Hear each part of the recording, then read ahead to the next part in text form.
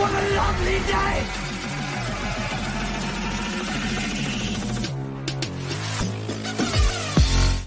Welcome to Flat Earth Debate Uncut and After Show.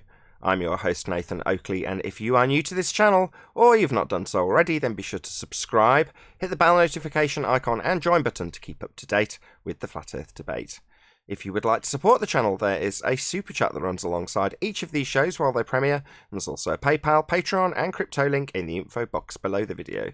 Speaking of Patreon, I'm going to do a quick shout out to all of you who do support me on Patreon, so a massive shout out, thanks and appreciation to a new Patreon, Joseph Pizarro, so big welcome to you, my friend. Also Samson, Maris, Hairy Blade, Mobile Mech 777, Neo the One, Lost Cat FE, Rob W, Open Minded, Reese Pound, Del West Watson, Mike, Muted, Dick Earth Skeptic, Chris Hillman, NA Literalist, Maria Neelands, Unbelievable Productions, Blue Ridge Ranger, Rob H, Burn Fat Till My Stomach is as flat as the Earth, Nathan Thompson, The Real Gabster, Windrider, Missouri Bear, Henrik86, Liam Nedrick, Owen Jennison's Abraham Mohammed, Dave Rakia Gafford, Naibai, Adrian Quintana, Skeptic936, Life is Short, Fireball X, Felix Hung, TheFlatEarthChannel.com, Texas Mike, Edwin Johnson, Kirsten Smith, Alexander Main, David Wayne Foster, and Dank. So another massive thank you to all of you for supporting me on Patreon. I'll raise the mic on whoever is in Discord so you can enjoy their conversation while I set up for today's live show. Good morning.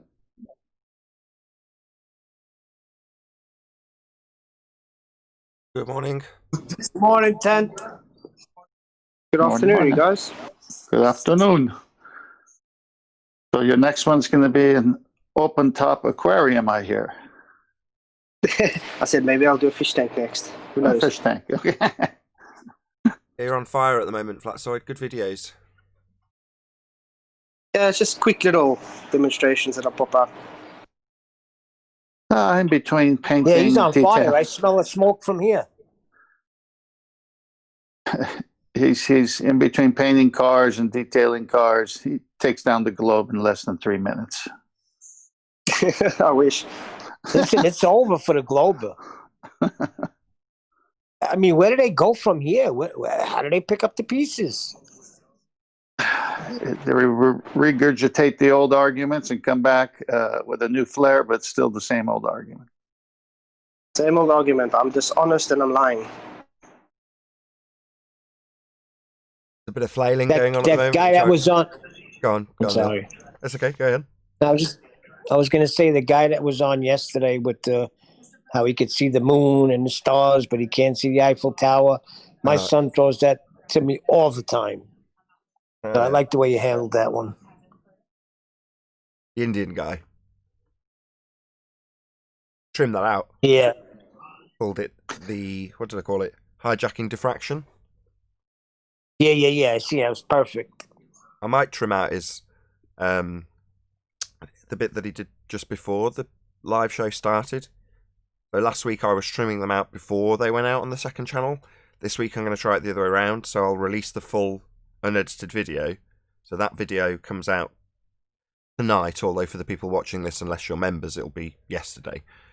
But that video will come out tonight on the second channel, and then after it's come out, probably the following morning, I'll release the clipped out bit of him talking about the eclipse, because I thought that was quite concise in debate as well. He sounds like a young kid, though. I'm not sure.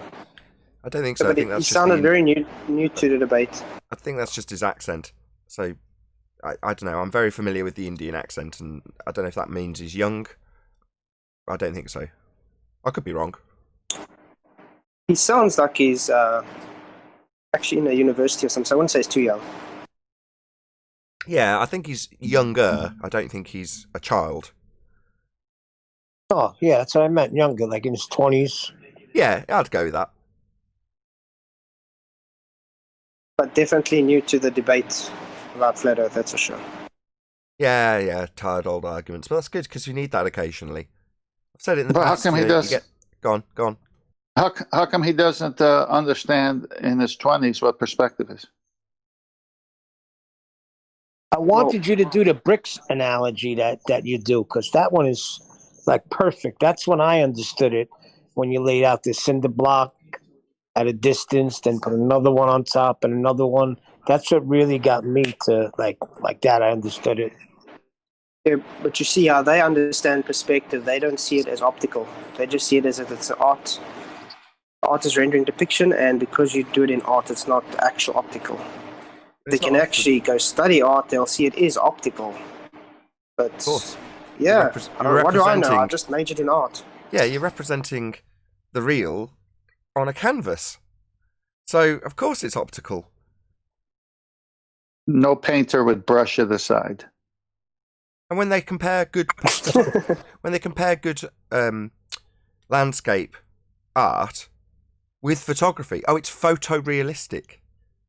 It's almost as good as a picture. In terms of not saying, it's obviously there's a big distinction between art and pictures, but saying, it's so good, the art, in terms of its depiction of reality, optical, it's comparable to a photograph in some instances. Yeah. Everything has perspective. It's as easy as that. You cannot have perspective without optical illusions. It is just an optical illusion. Art just took it and then, how can I say, they structured it into a way you can put it onto a canvas. Yeah, but I think he was just nodding. I don't think he understood it, though. I just think he said did. yes just to say yes. He did. No, you're right in that respect. Now you've said that. He didn't understand perspective. Fine, yes, I'll agree with that. But what he did understand was the rhetoric. So much so that he concisely blurted out that he thought he could see forever. Even he used the word infinite. Well, that's because that's how their maths works. If you've got a building that's 1 foot, or I'll use the brick example as you like it so much, Neil. If you've got a brick that's 8 inches high at 1 mile, well, that's a brick that you could potentially see at that distance. Let's just say your eyesight's good enough to see an 8-inch brick at a mile. Well, as soon as you go 2 miles, it's suddenly too small to see. The angular resolution's dropped too much, so it can't be seen anymore. Well, that's angular resolution limit, the diffraction limit, calculable in the Rayleigh criterion. He was under the impression that you should just be able to zoom in and bring it back based on our rhetoric that you can, presumably by other flat earthers, just saying you just need to zoom in, not giving it enough meat.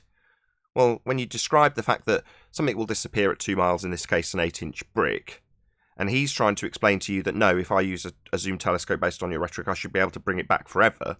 It's like, no, there's a middle ground. The diffraction limit is that middle ground. So the brick disappears at 2 miles because you're close to the deck and a limited angle to the brick over the surface. But if you put another brick on top of it, you've then increased the angle overall of those 2 bricks and potentially brought back the top one, which is in the wider of the 2 angles, back into view. Purely angular resolution. And then you bring the example further away to 5 miles and both bricks have disappeared, but then you build a skyscraper on top of it, and the 2 bottom bricks have still disappeared. They're beyond the angular resolution limit, but the rest of the building can be seen because it's far wider in angle. Therefore can be seen. But the bottom 2 bricks can't, therefore your building's disappeared 2 bricks at the rate of whatever that is calculable with the Rayleigh criterion based on the aperture. But they would say the building, forget the angular size of it, they'd just call it a 100-foot building. And it doesn't matter if it's 5 miles, 10 miles, 1,000 miles, it's still a 100-foot building. So when you get it at a certain distance, which is utilising the hijacking curve maths that's taken perspective and called it a physical edge at the diffraction limit, the horizon, they would say that 100-foot building has got 2 foot missing only because there's an obstruction of the earth between you and it. But as you go further and further away from the building, it's still 100 foot. They keep that measurement the same to remove all aspects of perspective, when in reality the diffraction limit can very easily and demonstrably show things disappearing from the bottom up due to a limited angle. And it's calculable. So basically, the missing part for the baller is Earth curve causing it. Yeah. Take the effect of things disappearing in the distance and call it Earth curve by ignoring perspective. Well, that's fine. That's fine. Based on geometry, it's got to be at 1.22 miles if you're at 1 foot observer height. Where is it then?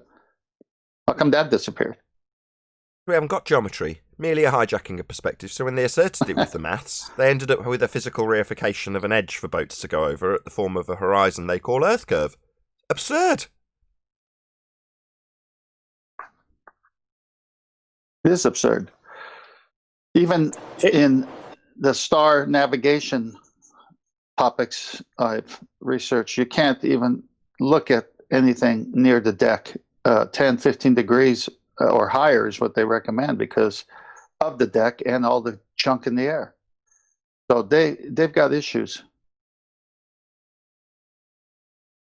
Well, if you just go through their whole laboratory, it's got cracks everywhere.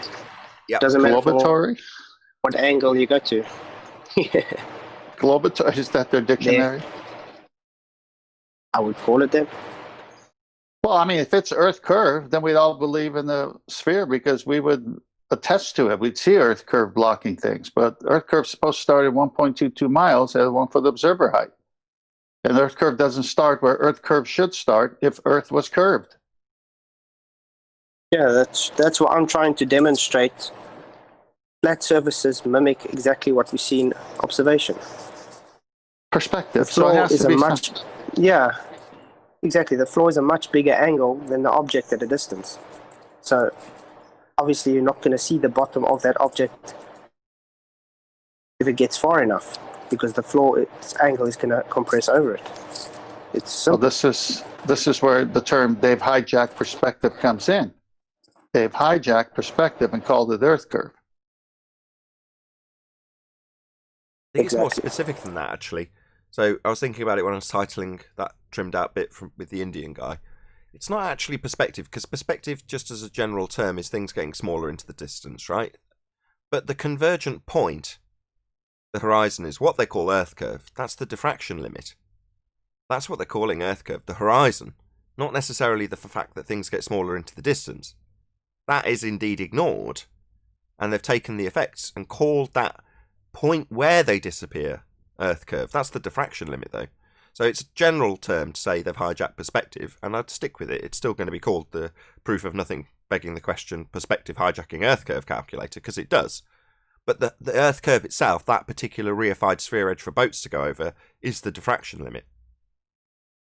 Okay, so let's go with that. Yeah. There's nothing wrong with that clean and concise explanation.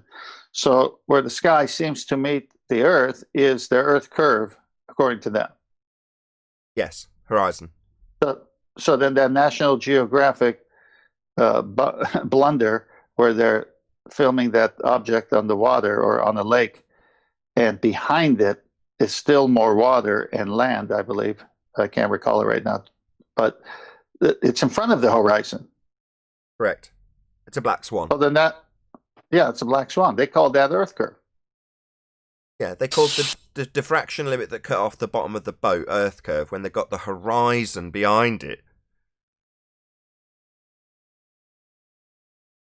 Yeah, that's just nonsense. If your sky meets the ocean is where the Earth curve is, then anything in front of it is what? It can't be another Earth curve, can it? No. We only have one horizon. They assert that it's a physical geometric sphere edge obstruction. Physical. Blocking things. Well, you can't have it blocking things in front and then seen behind. That's total nonsense. You know, obviously, the point that boat's getting blocked from bottom up has nothing to do with the horizon because it's behind it. So what is causing it? Well, it's getting too small to see based on its angular limitation. That's it. Yeah, exactly. Everything is optical to me. Except the curve maths. Obviously. Yeah. No, Because it's the way we see. It's optical. I mean, a child can understand this. This is what I'm trying to traverse over to the main surveyor, and then that crosshair in their scopes, it's infinite crosshair. It stays exactly the same. The actual observation does not stay the same with the distance. It's getting smaller with distance. Yeah. So it looks like a drop, but it's not dropping. Right, it's apparently dropping towards the horizon because it's reducing its angular size as it gets further away. The crosshairs, on the other hand, are staying in exactly the same position. But they're going to demonstrate that there's a drop versus the crosshairs as the thing gets smaller. Sod all to do with Earth curve, but that's what those surveyors assert when they do their demonstrations. Not mentioning the fact that when they're actually plotting out their position, they're taking a zenith and assuming a sphere. and then actually mapping the thing out flat. They don't ever mention that. But they'll say they can take a dip angle measurement by looking at a different lantern and saying, look, it's below the crosshairs. So it's dropped. So the Earth's dropped. It's like, no, it's dropped because it's got further away. It's just perspective. Yeah, but that's what I'm trying to get over to them. Flatzoid, is this their theodolite experiment or test that they call it? Yeah. Yeah, well, these days they like using auto levels because it doesn't seem that they know how to set perpendicular on a theodolite anymore. So now they use auto level because it set it automatically for them. Because I don't know if you saw a video from the main surveyor a few days ago.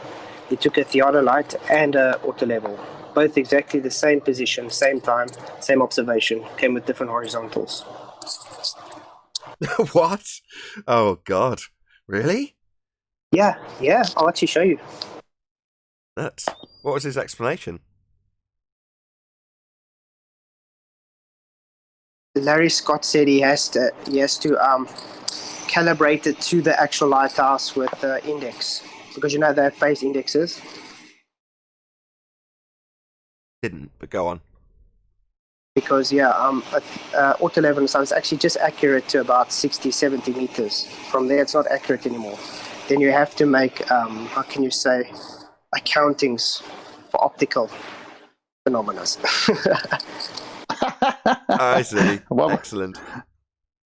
So at the end, we get there. Yeah, absolutely. At the end, after they've assumed zenith and then pointed their position based on a datum towards the centre of a presupposed spherical Earth. Yeah, right at the end, they'll assert that they might have to take some optical considerations, but by then they've already assumed a sphere. No hard feelings to them. Interesting, Flatzoid, that they trust this instrument up to 60 to 70 meters, but after and beyond 60 to 70 meters, something optical takes effect. Is that where they're going with that?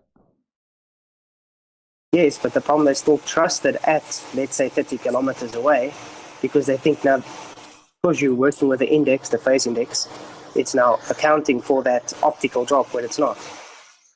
So let me give a summary. How I'm seeing what you're saying is they're using this instrument.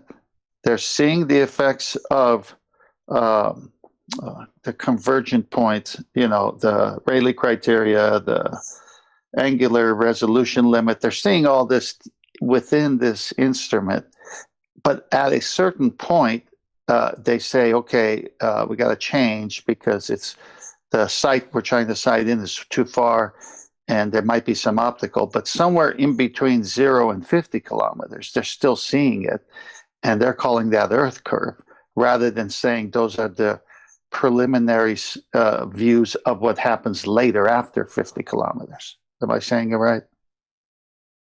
Yeah, more or less. That's why they take more than one measurement. They take a 1 to 2 phase and a 2 to 1 phase. And then why do you think the phases are always different? Because it's just optical. Then they have to round it off to get a rounded off figure. And that rounded figure is what they present as the curve. Okay, so Flatzoid, if the Earth is a sphere with a radius of 3959, wouldn't it be much more accurate to go off of the known radius and an elevation point and say the curvature of the Earth must start here at this elevation? So no, say 1 foot. No, that's not what they do. I've already said this. They don't do that because they've already done it. The assumption is already in place at this stage. I've got your picture on screen, by the way, Flatzoid. So they've already assumed a datum. They've already assumed they're pointing towards the centre of a spherical Earth. That bit's already done and dusted at this stage. No, I know they have. I know. I'm saying this not in the way that you described it there. We know they've done it. Now I want them to stick to it. So Black Swan, why is it not there at 1.22 miles? Right. Then they're going to come up with this phase. What is it you called it, Flatzoid? Their excuse. Then, because I was going to correct you on that as well, but they're not calling it the Rayleigh criterion or the diffraction limit. They're calling it phase something or other. What are they calling it? It's just index phasing. Index phasing. So they're talking about the atmospheric conditions then. Yeah, they got certain parameters set. Like I think you got 5 phases. phases that Yeah, parameters of are course. set. But they're not accounting for And the they list always you gave. want to keep between. I'm just saying to 10th, they just didn't account for the list you gave, which is the realistic list. It's like the list that Tim Osman came up with of all the things flat earthers call Earth curve. Well, they're just going to be taking some average reading based on atmospheric gradients and calling that optical. Another bait and switch. But the point is that no, they won't be accounting for angular resolution. Absolutely not. Yeah, all they're actually doing is changing their knobs, their chronometer knobs, to make it fit with how they would see the new horizontal. So it fits with the globe's drop. That's all they're doing. So they're just trying to It's a bendy ruler. reify the datum that's already set. It's a bendy ruler. Exactly. Well, they got problems with the nature of water because water finds its level.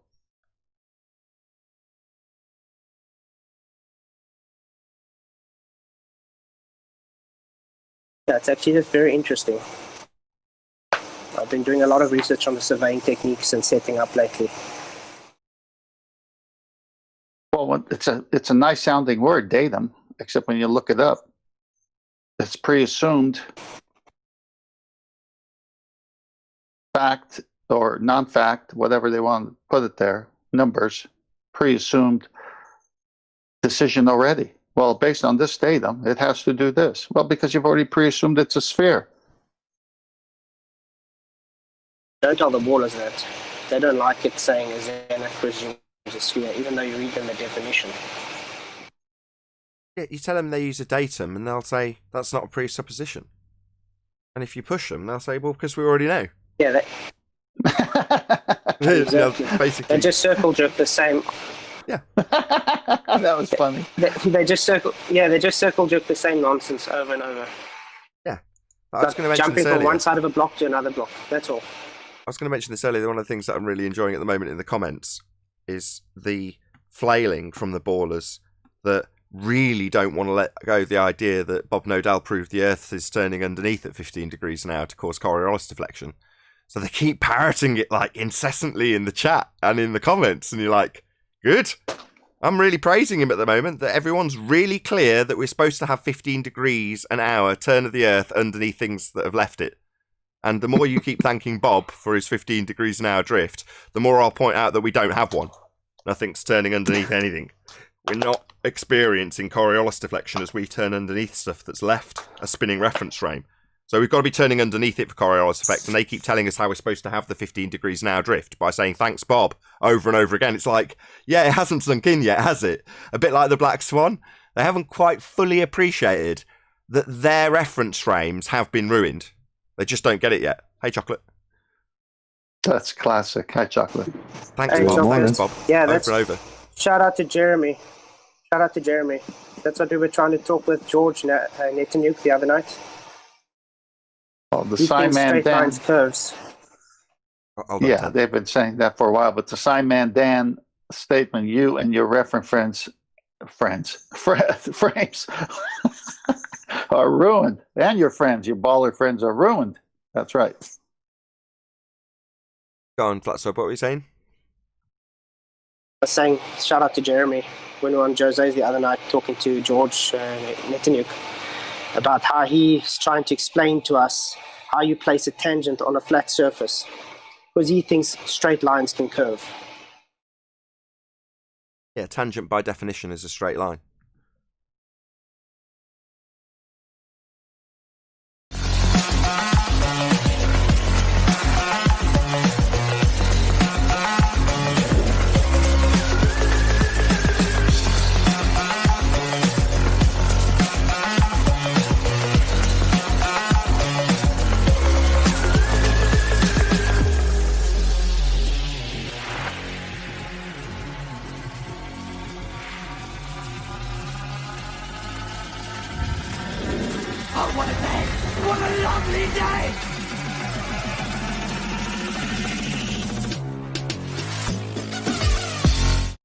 Welcome to Flat Earth Debate Live. I'm your host Nathan Oakley, and if you are new to this channel, or you've not done so already, then be sure to subscribe, hit the bell notification icon and join button if you'd like to become a Nathan Oakley 1980 channel member and keep up to date with the Flat Earth debate. If you would like to support the channel, there is a super chat that runs alongside each of these shows while they are live. There's also a PayPal, Patreon and crypto link in the info box below the video. Most importantly, if you'd like to join the discussion, simply mute the page you are currently watching, then click the link in the info box below this video to join the panel and express your views on the nature of Earth. If you do join, please don't swear. If you do, you'll be ejected, and if you are, please don't try to rejoin the stream using sock accounts. You'll be warmly welcome back on the next stream. Please also share the show on social media. Sharing the show obviously increases the live audience, but this in turn increases the chances of a more diverse panel, so please share the show on Facebook and Twitter. One last time, if you're new to the channel or you've not done so already, then be sure to subscribe, hit the bell notification icon and join button to keep up to date with the Flat Earth debate. Now we are joined by Chocolate Saiyan, Neil, Flatsoid, 10th Man, and a whole bunch of people in Discord, so welcome one and all. Good morning, everybody. Get it on, Dad. Good morning. Good day to you. Good morning, good morning. Do a quick shout out first and foremost. I don't know if this was off the back of me twerking for subs, but it certainly had the desired effect. So a guy called Trey Dior basically sat and watched one of the streams with his audience and just commented on it as he did so. And as a result, the channel grew. So I can only assume he did that off the back of me twerking for subs. But if he didn't, it doesn't matter. It had the same desired effect. I'm going to take it as a win anyway. So a big shout out to you, Trey. Thank you very much. Cool dude that you are. Really do appreciate you shouting out the channel, talking about it, discussing it, streaming it while you comment on it. That is exactly what I was hoping for. So thank you very much indeed, Trey. Any signs of a physical geometric sphere edge horizon, formerly known as the curve of the Earth? Not even if you're twerking from the backside. Not even the surveyors can measure it. They just measure optical drop. Right. It remains a mind experiment. But Yeah, when there's more moisture in the air, it becomes a little bit more easy to imagine. Very successful mind experiment. Yeah. Any evidence of axial rotation of the Earth-based variety? Would you not first need a sphere for that? You would. What the heck does that even mean? We would also need reference frames for that. We'd need 15 degrees. Oh, does anyone know a good quote for reference frames? Oh, let's see. I think it's what's that guy, Simon Dan? You and your reference frames have been ruined. You're embellishing it a little bit there, adding the stutter on reference frames. Just you and your reference frames have been ruined. Okay, sorry. You and your reference frames have been ruined. Is that better? All right. You and And your, he still you and believes your in them. reference frames. That was it. I've been ruined. How did we inherit reference frames anyway? Say again, Neil? We don't. How did we inherit reference frames? Because they needed to destroy them because we don't see drift. So it's much easier to impart those reference frames onto their opponent, that would be us, and then debunk them like they're our claim. But fortunately, we've had Bob Nodal make it absolutely clear that there's supposed to be 15 degrees an hour turn of the Earth as we turn underneath stuff not attached. That means we turn underneath stuff that's not attached if the claim is true. It's not, because things would be drifting away from us. A drone would drift away at 1,000 miles an hour on the equator as we turned underneath it. And we don't. So they need to impart those reference frames onto us so that they can debunk them because they don't see drift, which is precisely what they claim. But now we're all clear. Earth's supposed to, but doesn't, turn underneath at 15 degrees an hour.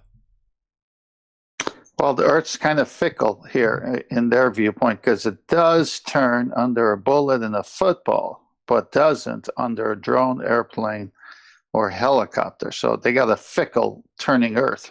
They just haven't got a turning Earth. It's a carte blanche binary thing. If Earth turns underneath at 15 degrees an hour, then it turns underneath bullets, balls, helicopters, drones, hot air balloons, anything that leaves the claim to be spinning reference frame for you to see it drift away at 15 degrees an hour. So we must turn underneath stuff and observe it drift away if we're turning underneath, because that's what Coriolis effect is. But they convoluted and confused it up until this point, until Dan came along and did just that in a far too overt way, which was to say, look, we don't see any drift. Nothing's moving underneath anything. It's like, yeah, but you're supposed to have Earth turning underneath at 15 degrees now. So what? No drift? Yeah, we know. Now it's nice and clear. Earth is supposed to have a reference frame, the turning Earth, underneath, things that aren't attached, with deflection. That means they drift away from you. We don't see that happening, happy days. There is no drift at 15 degrees an hour. No Earth turn proof. Simple. Any evidence of the distance to the sun? No evidence for the distance to the light in the sky.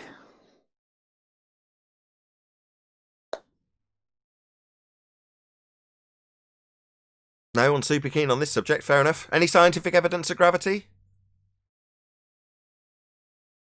What is gravity? I don't care. Scientific evidence thereof. That's all I'm interested in. No, it's been debunked by their own side. Okay, let's cast the net You a attached bit. to the ground. Again, skeptical? You attached to the ground. That's gravity. I'm joking. Can you have scientific evidence of gravity? Didn't hear what he said. Just one more time, you're a bit Absolutely quiet. not. Just one more time, skeptical? Absolutely not. No, okay. Fair enough. Oh. Any single viable hypothesis from any of the fields of astronomy, cosmology, or astrophysics? Never. No, they can't manipulate, and it's not testable for it to fall within the scientific method. Any evidence of the R value? Earth radius? No, just like none for gravity. Well, that takes us back to the first question. The horizon to begin with. Say once more, skeptical. I'm really sorry. Somebody's clicking their mic. There is no physical geometric horizon in the first place, so why are we talking about the radius? Valley. Way of putting it, there is no physics for it. It's not physical, correct? Why are we talking about it? Because half the Western world think they're on this reified model.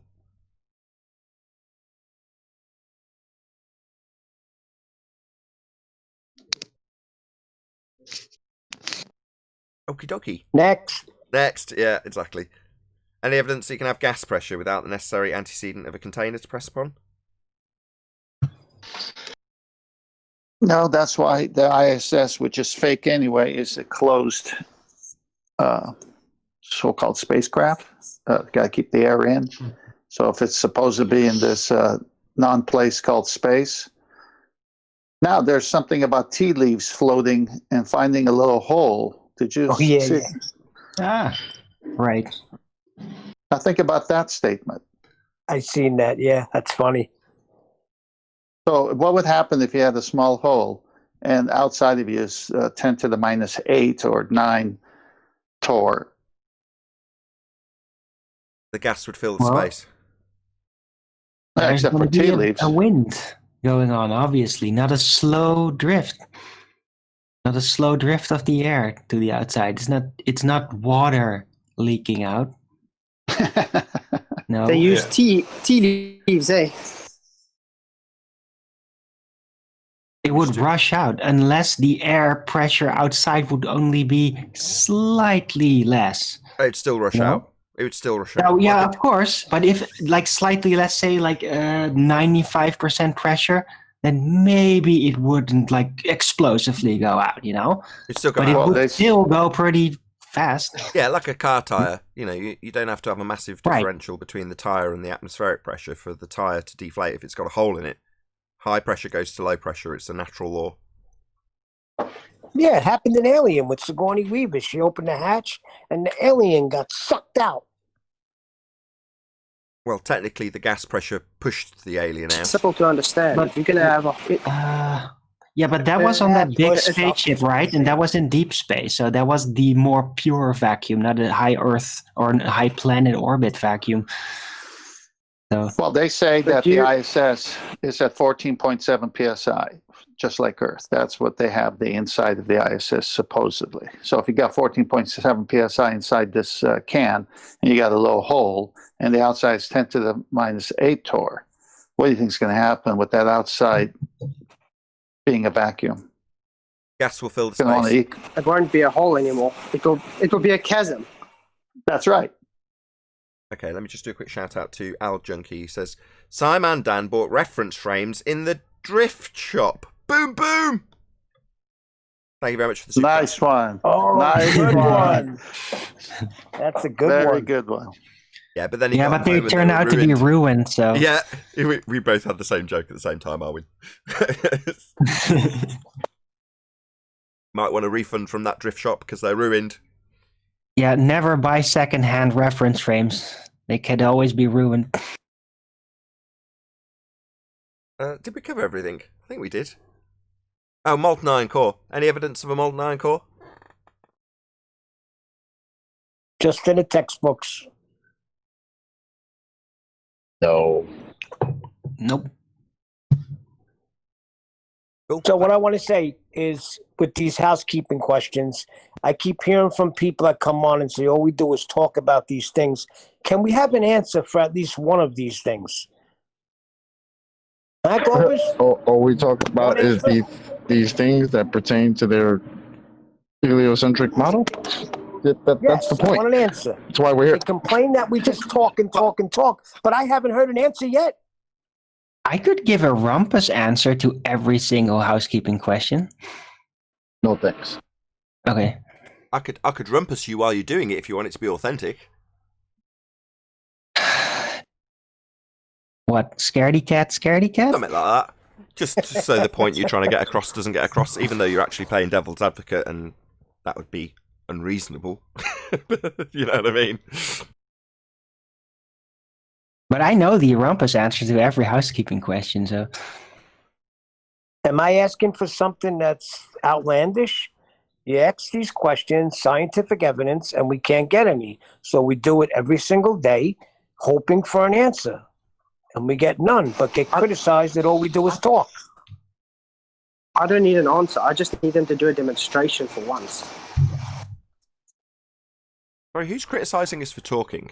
I mean, that's what a... I mean, if you want to call this a podcast... That don't be asked the other day. It's just, that's what this is. I'm sure it was Chocolate that highlighted that. It's like, this is a debate show on the internet. What do you want? It's like you're saying it should be a completely different format. I don't get it. It's like, this is just that format.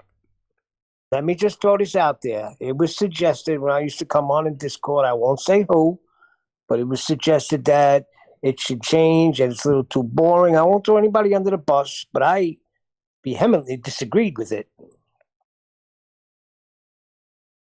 Well, it's not exactly the most exciting thing to ask the same questions each day. But if you keep coming back to the show because you're looking to confirm your biases about a sphere, then that's going to get boring because you've never got any answers to it. So what really are you achieving by coming here to listen to the same questions you can't answer? Now, if you're a newbie and you come and you go, holy crap, you can't have gas pressure without a container.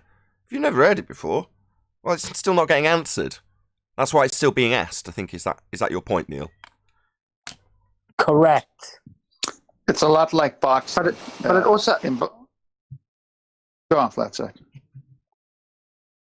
I say it's also good to say the same things because you become more concise with the questions. I mean, look how the questions have grown from the beginning till now. Some fundamental aspects to the globe Earth claim, and they are all covered in the housekeeping questions. And as Flatsoy's just pointed out, as a direct result of asking them over and over again, we get rebuttals from various angles, from various people, and we have to become more concise and know more of the angles of the argument. Now, as a perfect example, I would say Coriolis effect. It's taken the entirety of flat Earth debate to reach a point where we can now make ground. Now, at the start of the debate, not only did most of the flat earthers and most of the globers not really understand what Coriolis effect really is, they're all arguing from double speak positions on the globe side and the flat earth side, trying to convince their opponent of their actual claim in the first instance rather than debunking it. That's what we got for the first 3 years. Then, joy of joy, Simon Dan comes along and makes it really concise, gives an example that shows no drift. So we can then make the position clear through Simon Dan. You're supposed to have drift. You haven't got any. Like Dan shows.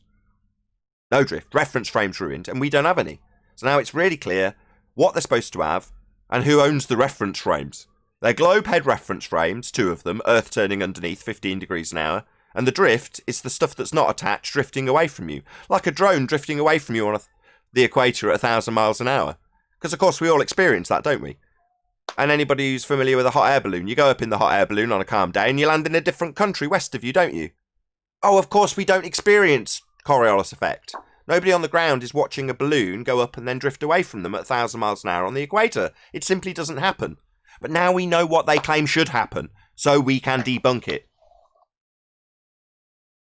I was going to say that it's just like boxing. You have the championship fight where the number one boxer has that beautiful belt, and our housekeeping questions is the actual fight. And all these ballers do is they come like a pre-fight press conference where they're jawing and, flexing their muscles, a lot of drama just so they can sell the actual fight.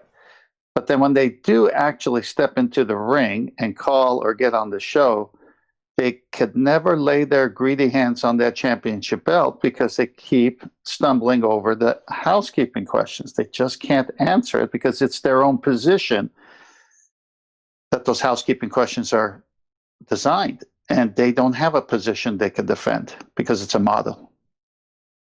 They're phrased as questions to gain interaction, but ultimately speaking, if you actually listen to what the questions state, often the answer's in the question. So they're really just statements about how the globe Earth dies that encourage people to challenge those statements. So they're formed as questions, but any evidence of a self-perpetuating molten iron core at the centre of a presupposed spherical Earth. Let's break that statement down. So any evidence of a self-perpetuating molten iron core. Well, if you look into that statement, it's beyond the Curie point. Their assertion wouldn't be magnetic. So that's the first statement, done and dusted with. So their entire proposition of a molten iron core generating a magnetic field is ludicrous. And it's there in the question. But we'll still have people who listen to the question, don't absorb the first section, don't challenge it, but then will tell us about P waves and S waves, totally debunked by their own use, failing to actually prove what they dig through. But nevertheless, they'll still assert they won't listen to the first bit of the question. So it means that that bit of the question very rarely gets even addressed. They just hear one bit. We've got a molten iron core in my model. And then they look at how it's been claimed to be proven. And they'll throw that at us. And it's like, this whole molten iron core idea is nonsense from the off. Can't work in the way you claim it functions. It doesn't do what you think it does. Even if it was real. And then you move on to the second statement, the if it's real statement. Well, what is this molten iron core? Well, it's at the centre of an Earth that's spherical that hasn't been proven. It's just nonsense. Just the whole statement, the whole question, sums up the nonsense that is a molten iron core. By the way, I had volcanoes brought up to me the other day concerning the molten iron core. And you just need to tie them down on what and how they think that proves a molten iron core. Just watch them rattle They off say the the heat has assumptions. to be coming, the lava has to be coming from somewhere. And if it's shooting out of a volcano, it's got to be coming from somewhere in the center of the Earth. It can't happen any other way, Neil. What? Yeah, this is what they're telling This me. can't be from somewhere on the ground, right? It has to be from the center of the Earth. How do we know what the center That's of the what I Earth said. I is? said they can't. I said they can't even go down 8 miles. So how do we know that this heat or this lava is coming from the center? It could be coming from somewhere else. But it isn't. That's not how they claim it even occurs on the globe Earth. Tectonic activity, the ring of fire, the friction between the tectonic plates. It's not coming from the centre. This is absolutely ludicrous even from their own assertions on the globe side. This is globeheads not knowing their own bloody rhetoric. Exactly what it is. Hey everybody. Good morning, all. Hey, Paul. What's up, Paul? That's How the you other doing, thing. brother? That's the other thing about the housekeeping questions. More often than not, we're having to educate the globe-believing fundamentalist religious zealot in his own rhetoric. Because he doesn't know it, she doesn't know it half the time. They think they know it. They think they've got an answer to a question because they've listened to 1/3 of the question. They throw it at us, and it's like, no, you don't know your own rhetoric. Well, the same goes with gravity. They say it's a force, but their own rhetoric is 105 years old, says it's not a force. So, but they keep saying it's a force. Yeah, you have someone like Veritasium come along and put gravity's not a force, and here's why. And they get objections from fundamentalist zealot believers in a globe who say, I don't like that, I want to call it a force, I want to think of it as a force. It's just like, who cares? Oh, you don't like that? You object to not having a fundy get-out-of-jail-free card that's a force where it's not a force, but you can think of it as a force. So you object to someone pointing out on your own side that it's not a force. All right, well, that's a shocker. No, that's zealotry. Never mind. You know what though? When you hear that, it makes more sense why it's so hard for them to accept it when it's like us telling them that. Because even when their own side tells them that, they're like, no, it can't be. You know, their own side telling them, and they can't accept it. So yeah, why the hell would they accept that from flat earthers? Even though we've been telling them for 2-3 years now. Or even Musa. We'll go and dig out a Musa. We'll go dig out a Musa quote. And as a direct result of him saying explicitly gravity is not a force, they'll interview the guy and try and get him to change his bloody mind about it. Yep. So you're all subject to the same peer pressure on the globe side. If you don't get the rhetoric quite how the trench folk like it, they'll bloody tell you about it and they'll attack you on your own side. I see it all the time. They've got no mercy on your own side. And it's because they might think there might be some dissension in the ranks. You might defer to the other side. So they'll be brutal with you if you even slightly deviate from the rhetoric they need to use to defend this horseshit. They're going to be really brutal with you, even if you're a globe believer. We see it all the time. The amount of bullying on the globe side is unreal. But isn't that what zealotry is? Yeah. If you disagree, if you leave the cult, you're going to be scorned. And leaving the cult is effectively going, I don't believe I'm on a sphere anymore. Then you will be scorned because they're a cult. That's what cult members do. The globe's a cult. If you didn't realise it, nah, I'm more than happy to be the one to tell you. Why do you think you treat us so badly and ridicule us so strongly? Well, it's because we've left your cult. And you really don't like that. Try and convert us back to your cult. Did you want to present something, Arwin? I was just looking at, I bumped into this. I can't even, it's not even on YouTube, but this is apparently the new project between Lockheed Martin and NASA to build a Mars space station. It's extensive animations and... Extensive animations. It's going to be expensive. It does look pretty astounding. Oh, would that cost a lot of money? Oh, yeah. Look at that. No, then I don't see the reason why they won't do it. Why we don't make that map and finish the game? Say again? Why make what? Why we don't make that map and finish the game? What map? Make what map? Yeah, that one what they're asking. Tomorrow. Oh, I see. You're appealing to the chat troll commenters who say somebody, no flat earth unless you've got a map. Yeah, if somebody can help me to make, we will go tomorrow. Just send them to Google Earth. It's all mapped out flat. No, we need on Google. Why not? In reality, we need to measure everything. Yeah, they have. No, but flat earthers need to do that. You know, their maps aren't accurate. It's changed to the last 100 years and still keeps changing. I was told your GPS gets you to where you need to go. So, and that's all because of the globe model. I'm in the bush and my GPS doesn't work. Where's my satellite? Quick shout out to Retro Billy, says, good day panel, Arwin. This video fantasy is priceless. It is. Thanks for the super chat, Retro Bill. All right, that was it. I can give I can put out that link in chat. Cool. For people if they want to see the special CGI promises. Yeah, stick it in the chat. Great.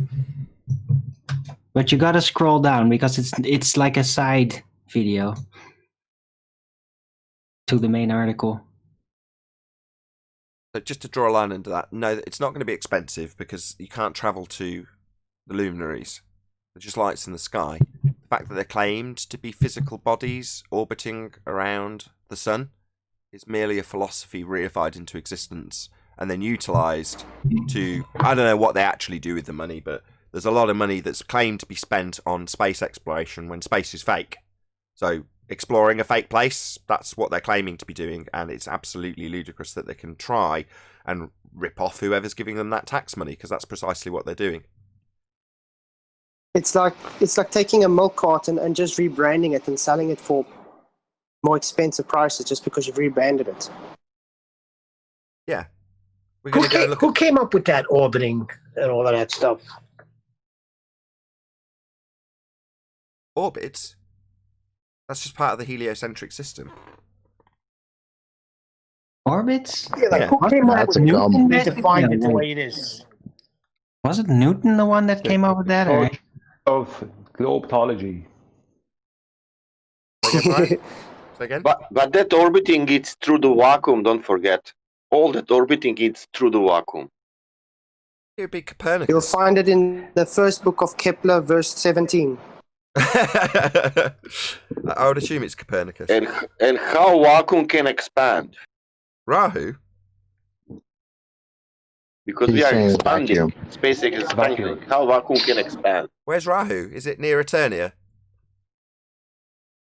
He's saying vacuum. He's just Vacuum. got an accent. Vacuum. Comes out wacom. Yeah, we whack them every day. My English is bad, yeah. No, Say it it's one more good. I time. like it. We Hold whack on, them every guys, and day just- when they come on the show. Hold on, G+. Say it one more time, please. How we can expand space, expanding. How vacuum can expand? I see. How can the vacuum You just of the It's sky... expand not the container wall. vacuum that's expanding.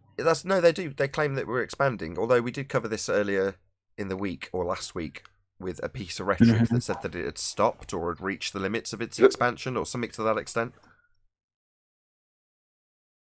Yeah, That would where be is the based- edge? That, And how of would the they know vacuum?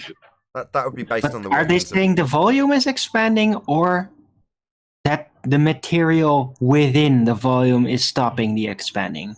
Which one? saying the vacuum That of the would be the sky. same thing, though.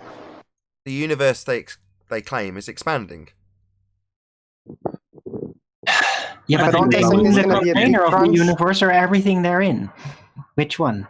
It's And I space, have the a question space. about vacuum. The gap. Does Big Bang made a vacuum or Big Bang was made in a vacuum? No, the Big Bang, the singularity, started from the nothingness. There wasn't anything. There wasn't any vacuum. There wasn't any anything. That means that Big Bang created vacuum. Yeah, correct. It created the space, which is With- expanding. The with- universe and- itself. Yes, I've tried to So get we that. all that- Every created time I the try, volume. No. someone talks through me. I've tried about 5 times Okay. to explain to this guy's bloody answer, and every time someone on G Plus interrupts me. Yes, it's supposed to be expanding. That would be the space, the availability of volume, increasing. Yes, that's what they claim. It's bullshit. And Big Bang was chaotical. It was not, how to say, harmonical. It was invented in the last Yeah, 70 years by But the it was Maestro. chaotical. It was chaos. That was bang. It was explosion. Yeah, from the singularity Sh- outwards. Yeah, show me in the nature that when you have explosion and you get harmony or equilibrium from how to say that things from explosion put themselves in the great order. Yeah, they've got. Do you know what the maths for it is? They've got maths for this. Divide by 0, get infinity. That's the maths for this. Even the maths is maths. silly. You know, with math, with apples, Nathan, I have 2, I give you 5, and how many I have? I have -3, and you cannot show that in nature, but I can show you that on paper. You're saying goes for dividing by 0 and getting everything in the known existence of mankind. Yeah. Well, that's what they say. They just made it up about 70 years ago. It's the Maestro, Yeah, right? and can you imagine from that house, from that explosion, you have only one planet with perfect fresh air, and all others it's a chaos, gas, raining diamonds. I don't know what. Yep, it's absurd.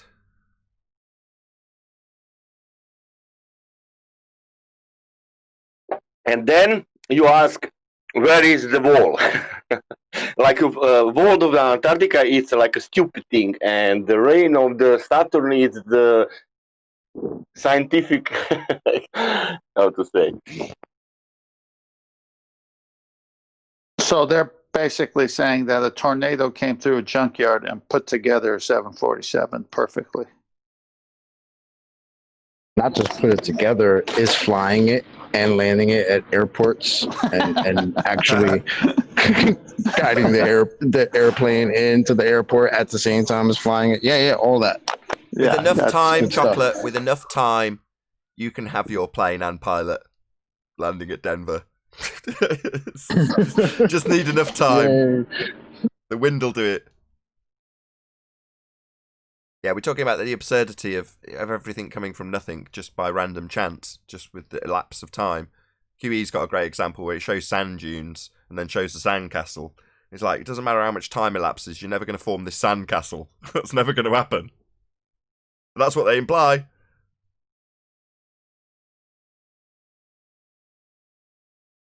Yeah, the Big Bang's a complete nonsense, isn't it? When you really think about it. And don't forget that from that Big Bang came DNA and RNA, and not, but only on planet Earth, nowhere else. DNA, you know. Just everything. Yep. Everything in existence came from that. Everything. Yeah, I know, but DNA, it's very interesting, you know, what we all living beings have. Yeah. Listen, Big you're Bang. just denying the fact that we're complicated rocks, man. Damn it, you beat me. Just deal with it. My cousin Vinny. I am from Information. iron and helium. I don't know you. Iron and helium. You're saying you're rock hard Yeah. full of farts? That's my cousins from the past.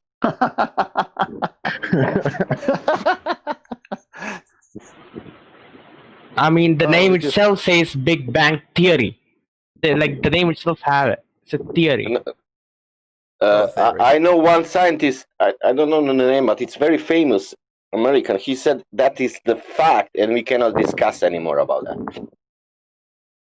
Yes, it's settled.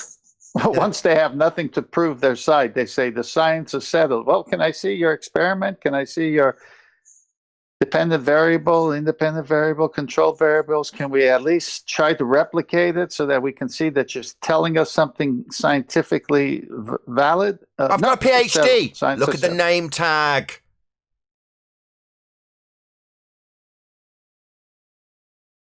Quick shout out. Retro Bill says shout out to Michelle Feller. Shout out retracted. Thank you for the super chat though. Maybe they democratically choose Big Bang.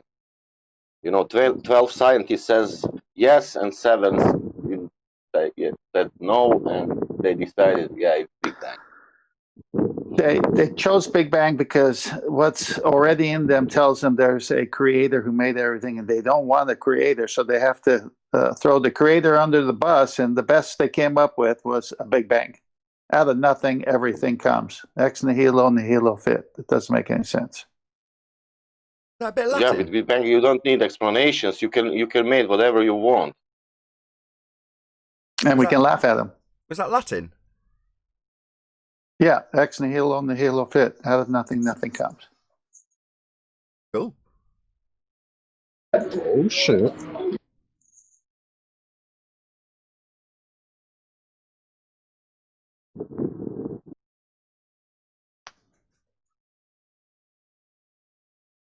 Clovers. They just want to Come jaw on, in the play, press yeah. conference, Chocolate. They don't want to show up. You might do a roundhouse kick on them. Well, one guy showed up yesterday. Keep egging him on. Come on out, ballers. Yeah, somebody come and ask us why I can't see 10th man's cell phone from Georgia in California. Let me hold it up on top of my hill. Maybe then. No, still can't see it. Sorry. Oh my gosh.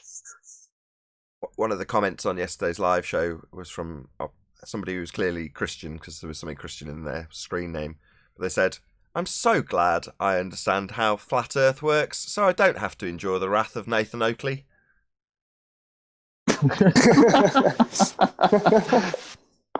Or any panel member.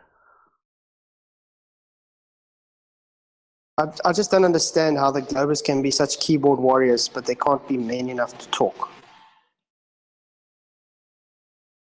Maybe they're just that type. Might not be any ballers in. Got the Indian guy from yesterday, BT something Guru. How you doing? How old are you, by the way? We were guessing your age in the pre-show.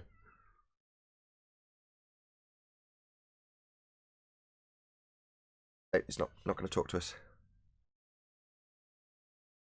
Man, I wanted to see if he really was in university. BT, you won't get yelled at. We just want to know how old you are. That's all. Oh, don't make him any guarantees, Neil. Shout out to... Hello. I'm sorry. Shout out to Eric Bear. Go on. I'm 18. Oh, right. I'm Younger than I 18. thought. Fair enough. Are you at college? That was close. Are you at college? Yes. Cool. So you are a student. We were close enough. Quick shout out to Eric Bear, who says, We all care? I think that's a typo. We all came from a big bang. Thanks, Mom and Dad.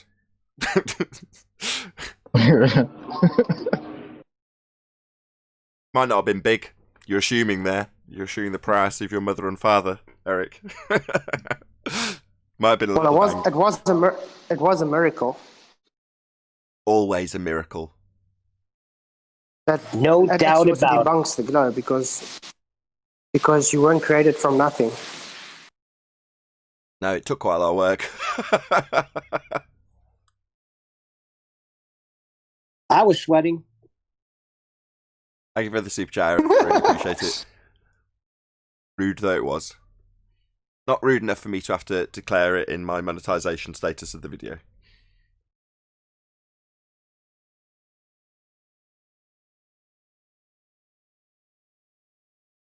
I mean, if you think about it, it's amazing how it all works. Sperm hits the egg and then life. Blows my mind. Would that egg have a container? Would that egg have containment?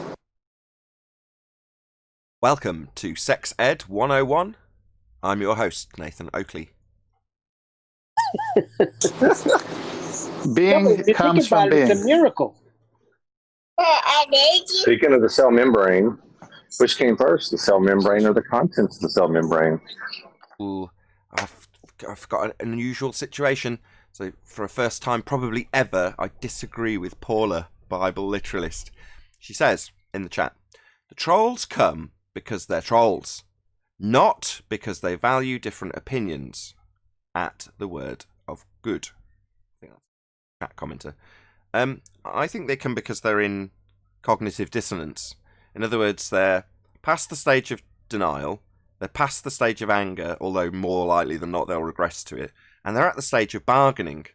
So in other words, I see them as on the stages of the five steps of loss, next step being depression, final step being acceptance, and that's why I think they're here. So I think the guy yesterday, the guy told us he's 18 a moment ago, he's obviously inquisitive about the subject, even if he's saying, no, it can't possibly be. At least at that point, he's saying those words. No, that can't be. It can't be flat. Surely not. Well, that to me is one step further on than just your average chat troll who might come to something like Ghost Hunters and just go, ghosts are silly. You know, they're not actually questioning it. So I don't know if I agree with you there, Paula. Sorry. Maybe she'll correct me with something damning. I'm sure she will. Unitox Femi, thank you very much for the super chat. He says, and NASA says to be... I can't read some of these chat comments sometimes. I think it could be a language thing. And NASA says to be vacuum and be vacuum. Anybody understand that? Thank you for the super chat, though. And NASA says to be vacuum and be vacuum.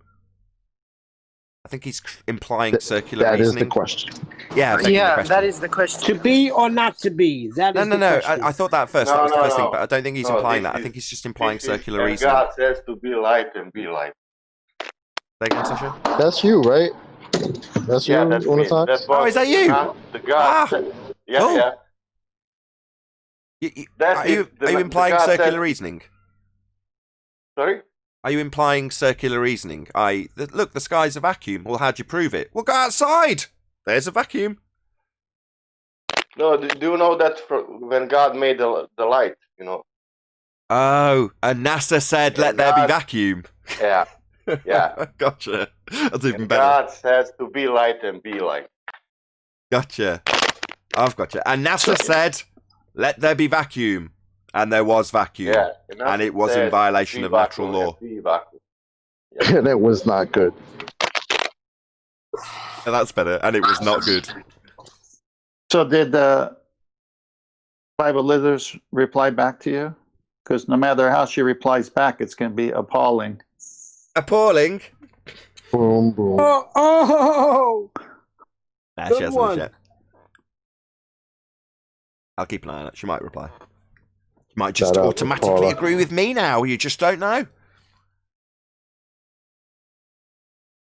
Yeah, some guy was giving her a Well, hard what they time were in talking chat about, yesterday. what she brought up before, I think it's one of those things where even if people can't stand the show, can't stand what we talk about, but then they're here every day, I think it's one of those things where they need to pay attention because they might not like it, but they know that this is serious.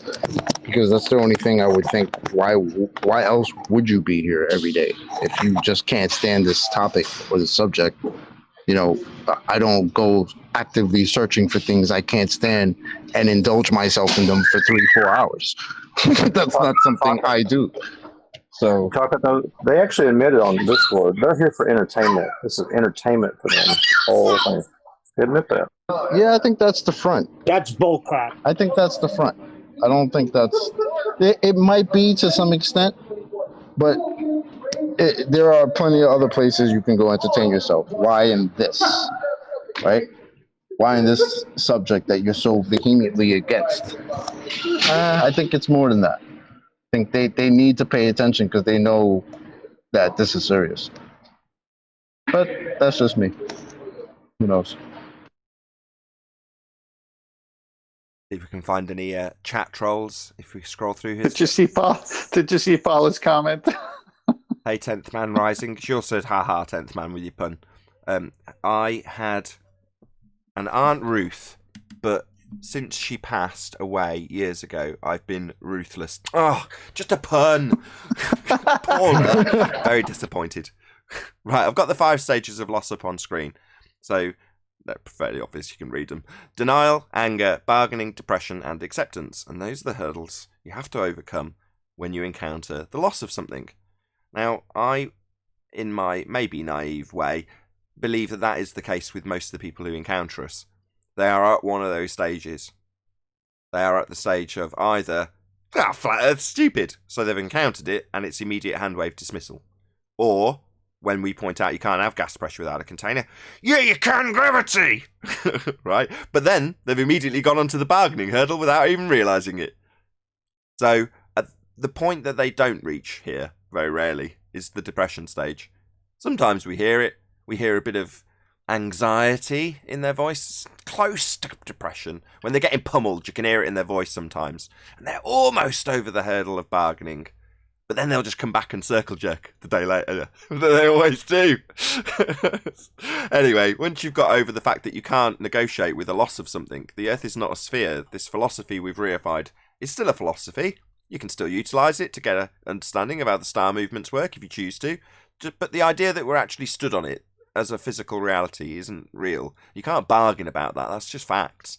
And when you get to that stage, you're going to have to actually realise that you've lost something, a part of your life, a fundamental premise that you based your life on. And that's depressing. Never mind.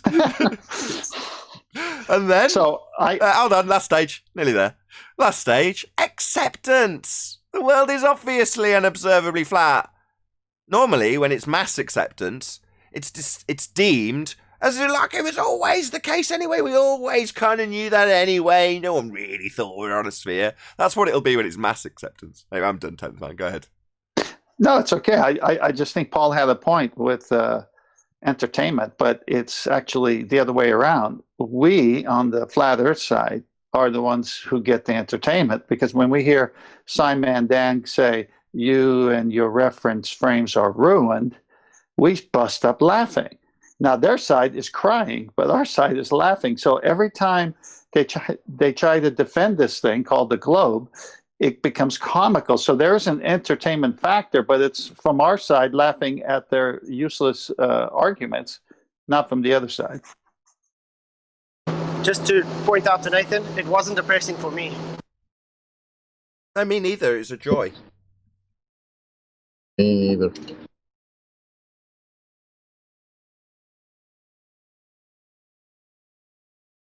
It was shocking for me. That's why I went out to debunk it. When my brother first presented me with that, I was like shocked. And I couldn't debunk it. Then I was even more shocked. In that case, you're going to be me either, not neither. Yeah, there's two different camps as far as I can ascertain in terms of how people will react. Obviously, there's lots of subcategories, but I'm talking about the people who react positively, i.e. they don't just immediately bargain against it. That might take some time as well. I just want to get a few disclaimers in. At the point that they've accepted it, they either see the childlike wonder that the world now presents them. Wow, we don't know what the sky is. We don't know what the sun is. We don't know what the moon is. Well, that's exciting. That's one route people can take. The other is, oh my God, I don't know what it is. Somebody better tell me. And they're going to pay for not telling me already. Why am I in a position where I don't know now? That's the other reaction. Well, I got to wonder. Yeah, I was like, wow, what is the Earth? After the shock wore off, and I realized that we are on a flat Earth, and we're not spinning, and we're not on a water ball. Then the wonder came in, like, wow, then where are we, and what is the sky? Run into that mentality a lot on 24/7, where there are a lot more like, brand new people to this topic that come in, and it's funny. It's a funny thing that happens because sometimes you'll hear them after they've come to some type of realization that they're not living on a globe. The first thing they run to is, oh, but then we can't know anything then. We just can't have any knowledge of anything. We can't know anything is real because all of a sudden this globe that I thought I lived on all my life has been deemed not real. And that's a real strange place that people go to that I always, when I hear it, it's like, wow, what a leap to go to. Just realizing that, your heliocentric model is not real, so now everything you know is not real? Yeah, that's not true. Insane to me. Yeah, because 2 + 2 is still 4. The education system, you can't throw it out as a whole. I was going to say, it's a misguided way of seeing things. So there's a lot of things that you would appreciate are propagandized. Even though you were taught this, in the same way when I was interviewed the other day, on Sunday, I was explaining to the guy, no, it doesn't necessarily mean that your education's been incorrect. Even though there may have been some tarnishing of what was being presented by your teacher, that's not nefarious or in any way malicious on the teacher's part. But the curriculum still taught it as a model, so much so that we even get told by our opponents, what's your model? Like it's some be-all and end-all of knowing how the world works. And we don't live on a model. But that means that the philosophy we were taught was taught us as a model, as it being invented by philosophers. It even taught you how they came to that conclusion. Now, you can look into it a bit further and figure out that it's a philosophy and not reify it. And if you do, it doesn't mean that there's anybody to blame as a direct result of that other than yourself. And those who continue to reify it and square circles within the model that doesn't work, they think they're doing a good job. In other words, there's very little nefarious, apart from NASA. But if we ignore them, the general populace at large aren't necessarily deceiving everyone left and right and lying left and right. We're just in a position where we've reified a philosophy. So it doesn't mean all you teach, everything you've ever been taught suddenly to be thrown away. Quite the contrary, we're using hostile witnesses from the education system, if you want to look at it in that way, the documented nature of our world. Not that you can document reality. It's an experience as opposed to a documented description. But nevertheless, that's what they do. And people have taken that, reified it, and then get angry when they think that it's no longer their actual world, and suddenly they throw the baby out with the bathwater.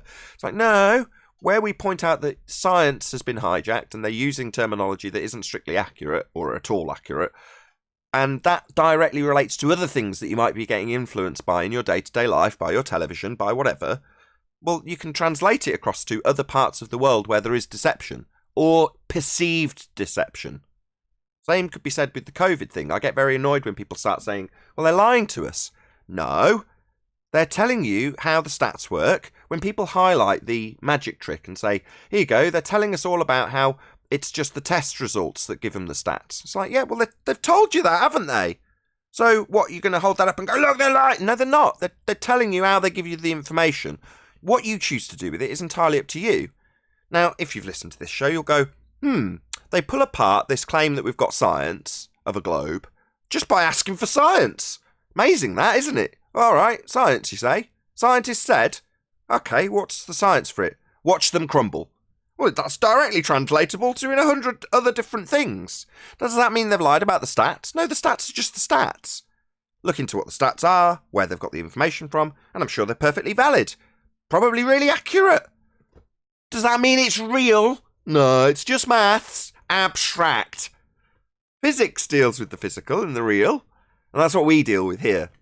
We're not interested in the abstract and the mathematical when we're dealing with physics and the physical.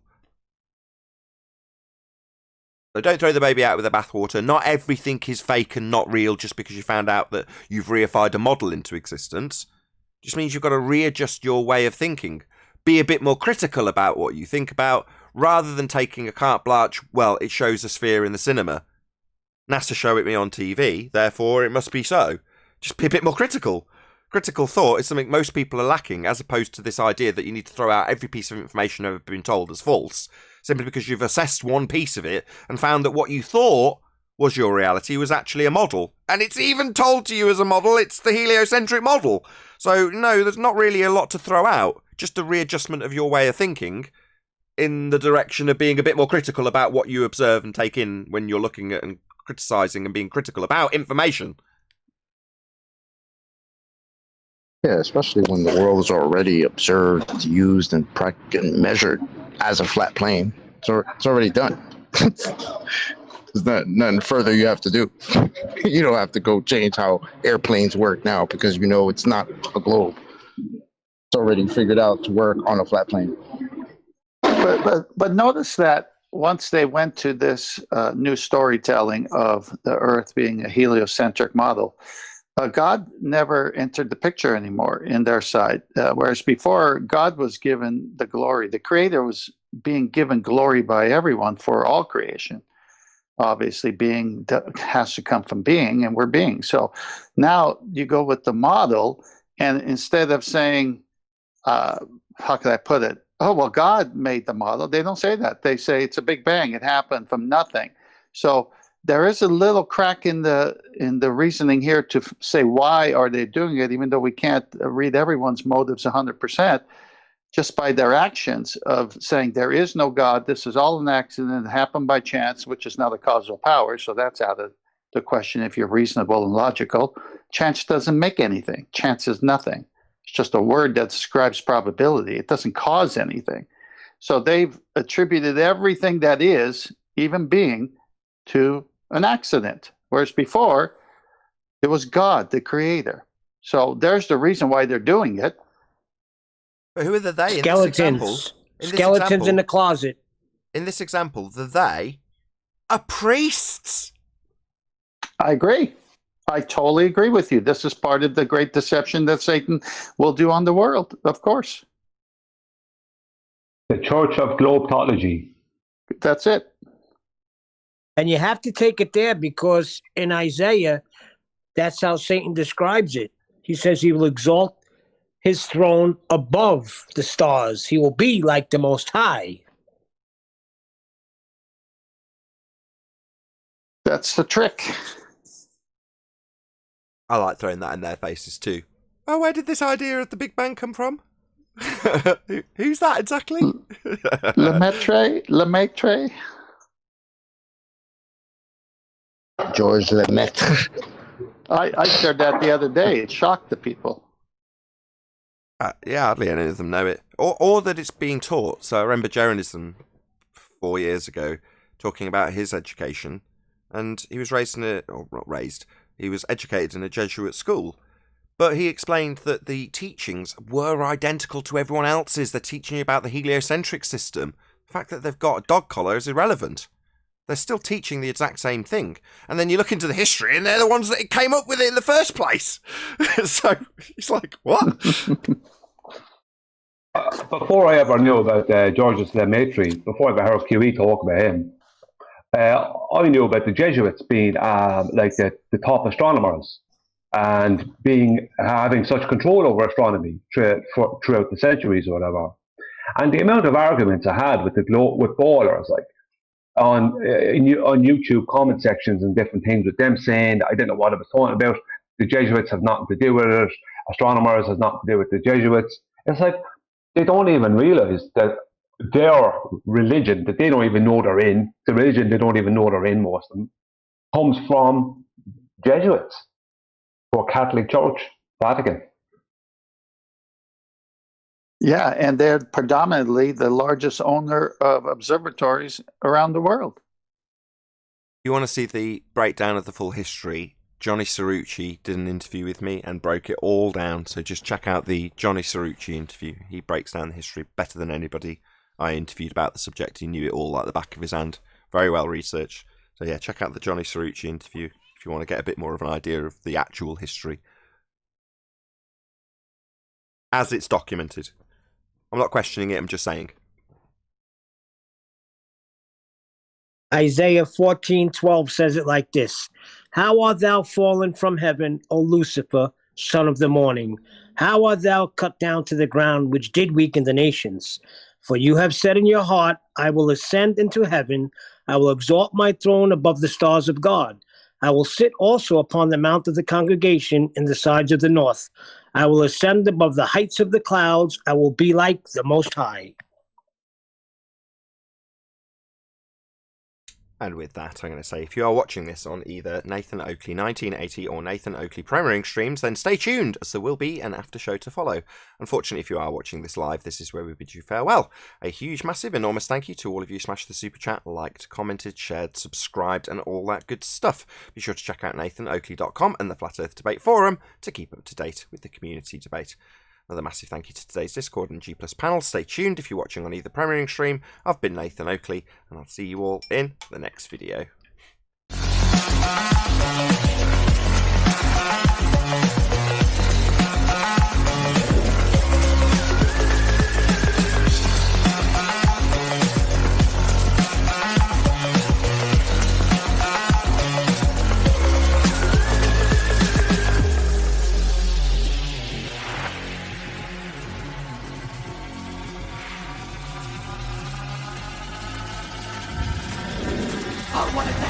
What a lovely day!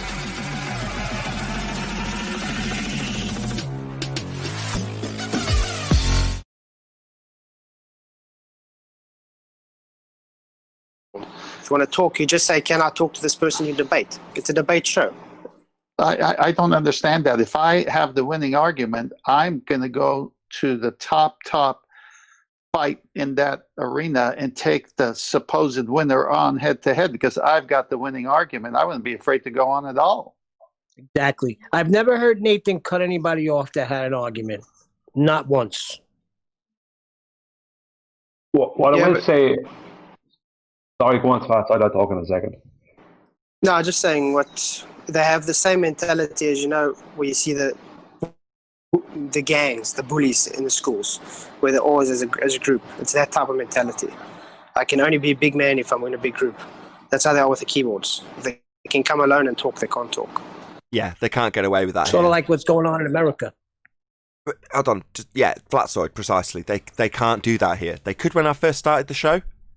And then Anthony had a word and was like, you need to take control of this. It's your show. I was like, yeah, you're right, I do. And I will. And I have.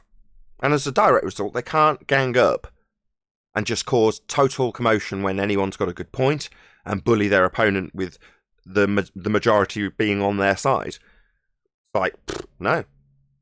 Not at all. And as Neil says, if they've got an argument, it will be heard. The rumpusing, the constant talking through, the rebuttal, that will all be stopped and can be and does. They moan about it non-stop. I don't give a shit. Yeah, remember all the shit that we used to deal with? With the sniping and porn sounds and all that crap we used to have to deal with all the time just so our arguments didn't get hurt? Yep. The people who moan and say, "Oh, you've got a mute button." Like, yeah, I've got the whole shebango. Every line gated, every line with a mute button. I've got the whole desk laid out so I can take complete and total control of the show. I non-stop watch every line, every person, as much as I can. Sometimes I lose track when I'm in the middle of an argument, but ultimately speaking, that's what I'm doing. That's what producing a show is. But they want to moan about that. Why? Well, because it's far easier when you've got control of the audio track, when all that can be heard is the opponent rather than the rebuttal. And the reason I've got a show, when people are like, "Oh, you never leave your echo chamber." What, my echo chamber with an open door for people to come in and challenge? Well, that has been developed as a direct consequence of me going out, before I had a debate platform, going on all of the other channels, because I had a lust to do it, and getting turned right down and muted. Precisely the projection they put onto me when they haven't got control of the fundy mute button. In other words, they can't just shut down the conversation with rumpusing. A disturbance. That's what rumpus means. And that's what he's here to train them all in how to do. Shut down the argument when you've got something devastating coming your way so you don't have to respond to it. It's like, no, that's not going to be tolerated. If you've got an actual argument, absolutely it will be heard.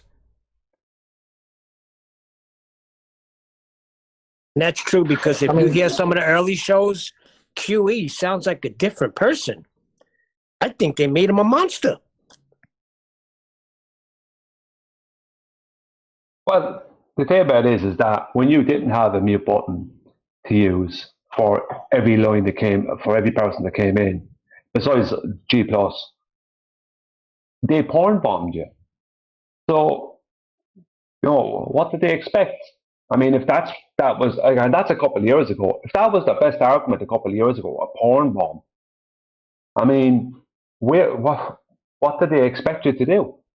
You know, besides rumpus and all the rest of it that they do when they come in and avoiding and not answering questions, stuff like porn bombing, it's like, if that's the level you're at, then you better expect to be muted.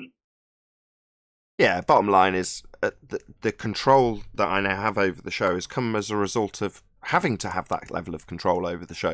You know, it's not like I've sat here on the first few shows and thought, oh, by the end I'll have to have 15 different pieces of software open to keep control of the show, because it'll get so chaotic if I don't.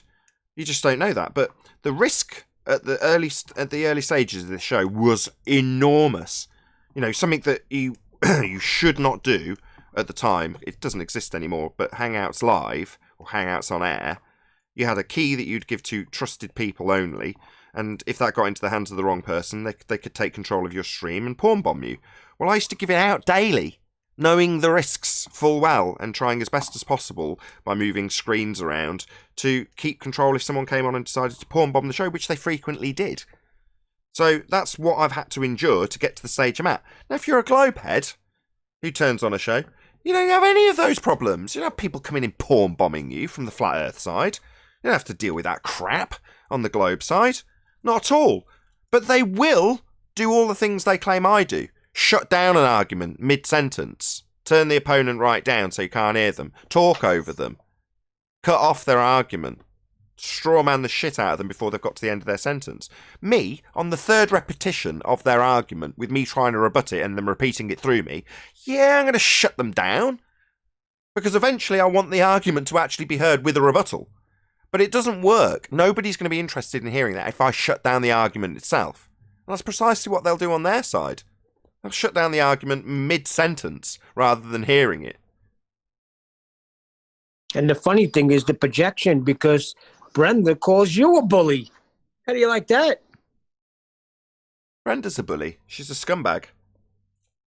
Now, I've refused to let her on because she was in the chat telling my audience my kids should be taken away. Yet she claims I'm a bully.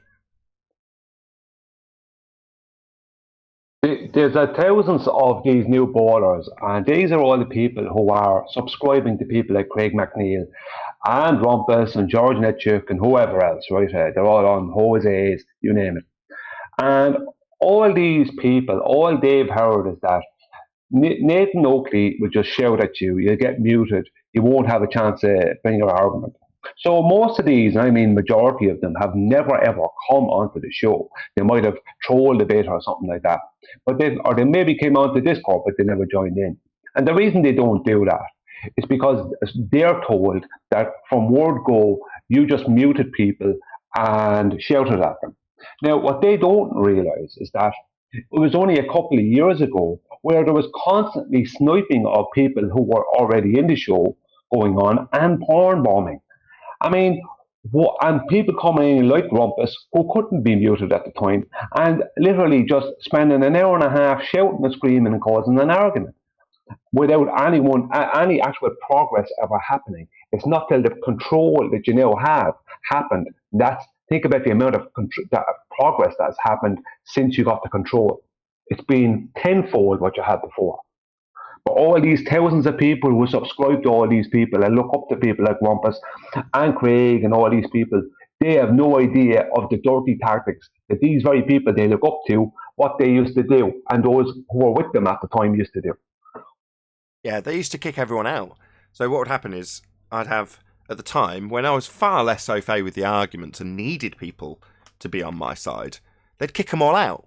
So it'd end up with a panel like you've got now. We've got 10th, Arwin, Brian, Chocolate, Flatsoid. These are my panel. Neil, Paul, and myself. Well, at the time, there wasn't a Discord server, so it was just the panel. And what they'd do is, one by one, kick out all the Flat Earthers. So you were left with 10 Globeheads versus me, with them all basically rumpusing the crap out of the Hangouts and nothing could be heard.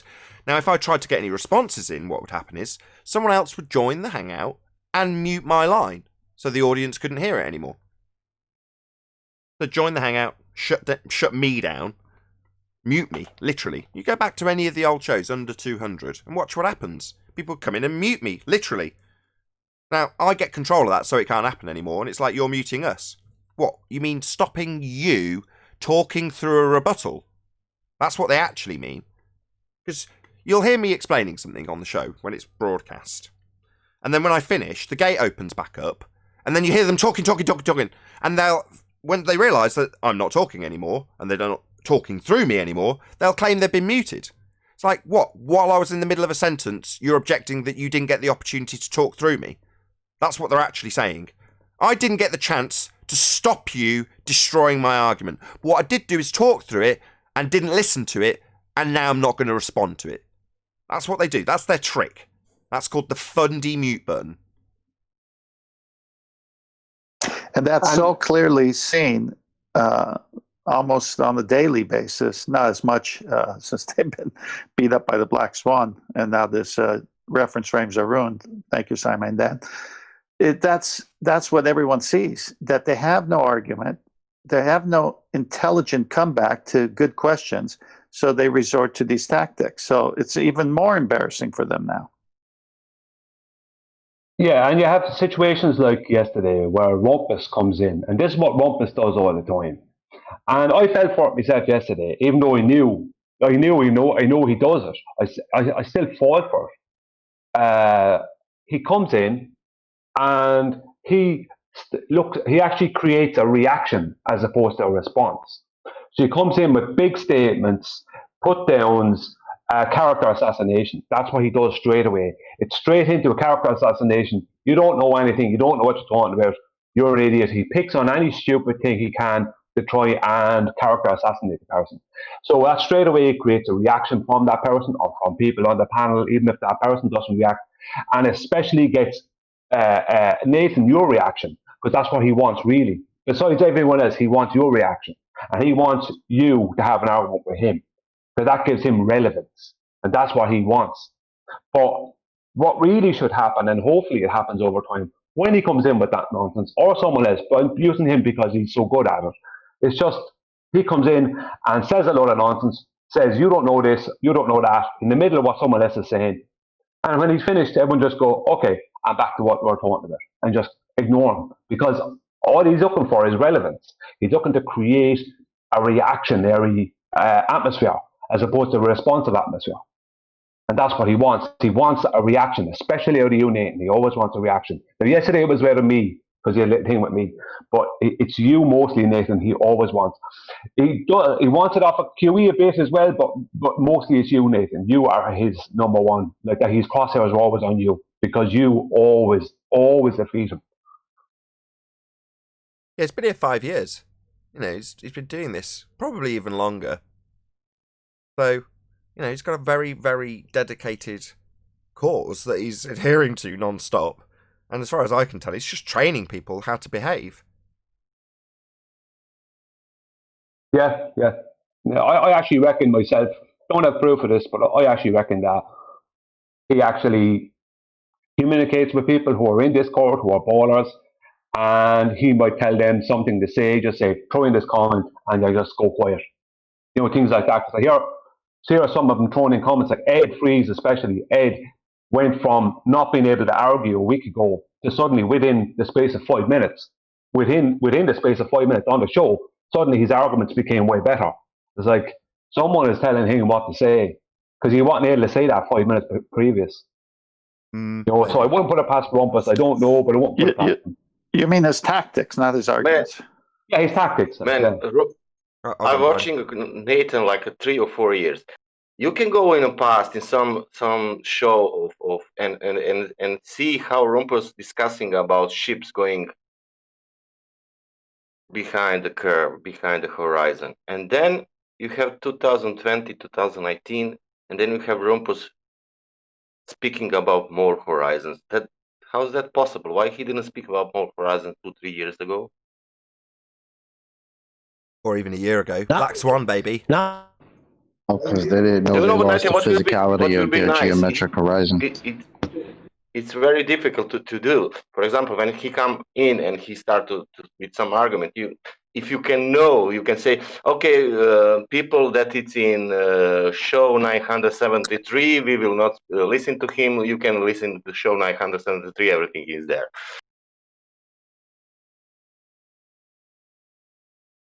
Maybe. Yeah, because back in the day, it was the geometric horizon was something physical that boats were going over. You know, that kind of got destroyed with the Black Swan. So they had to change that whole argument.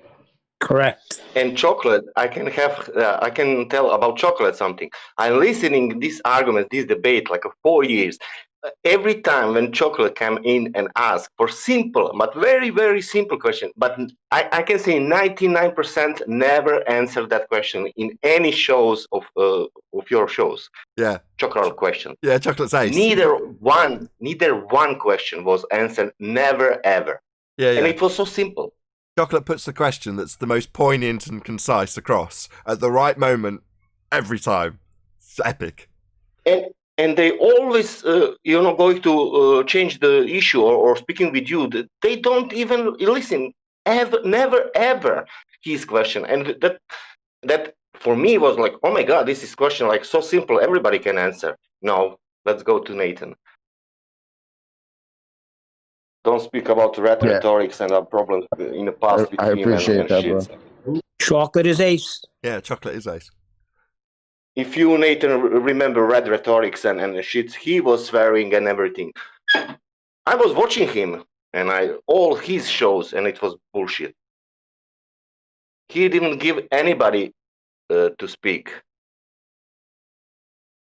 Right. Yeah, if you remember your famous friend Red Rhetoric, Yeah, he's never come on, and he never will. He's got a little. He's got a little counter for the amount of days I've not been on his show.